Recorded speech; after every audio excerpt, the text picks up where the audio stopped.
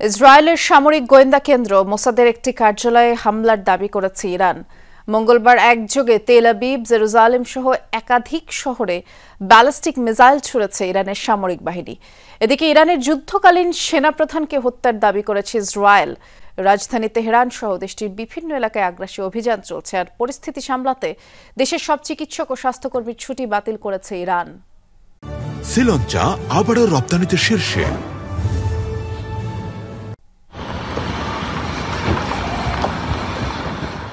ইরানের ballistic missile হামলার জেরে তেল আবিব ও জেরুজালেমের বিস্তীর্ণ আকাশ এভাবেই ছেয়ে যায় কালো ধোঁয়ায়। সংঘাতের পঞ্চম দিন মঙ্গলবার সকালে বিস্ফোরণের বিকট শব্দে কেঁপে ওঠে এই দুই শহর।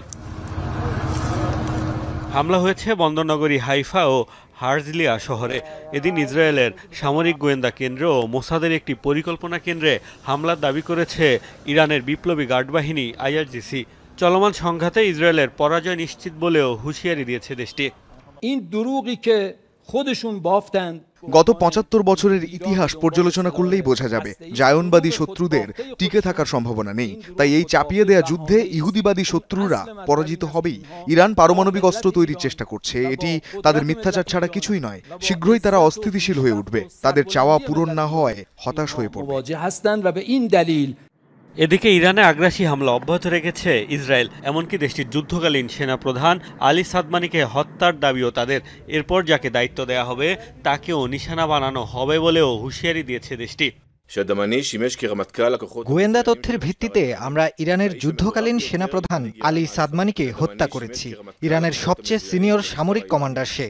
তেহরানের প্রাণকেন্দ্রে তাকে হত্যা করা হয়েছে। সাদমানি ছিল ইরানের সর্বোচ্চ নেতা আলী খামেনির সবচেয়ে ঘনিষ্ঠ। রাইজিং লায়ন অভিযানে আগের প্রধানকে হত্যার পর মাত্র 4 দিন আগেই দায়িত্ব নিয়েছিল সে। তাবরিজ, ইস্পাহান, তেহরান সহ ইরানের গুরুত্বপূর্ণ বিভিন্ন শহরে এখনও চলছে হামলা। এরই মধ্যে বিধ্বস্ত হয়েছে বহু আবাসিক এবং গুরুত্বপূর্ণ স্থাপনা। সময়ের সাথে পাল্লা দিয়ে বাড়ছে হতাহতের সংখ্যা। পরিস্থিতি সামাল দিতে দেশের সব চিকিৎসক ও স্বাস্থ্যকর্মীর ছুটি বাতিল করে অবিলম্বে কাজে যোগ দেওয়ার নির্দেশ দিয়েছে ইরান সরকার।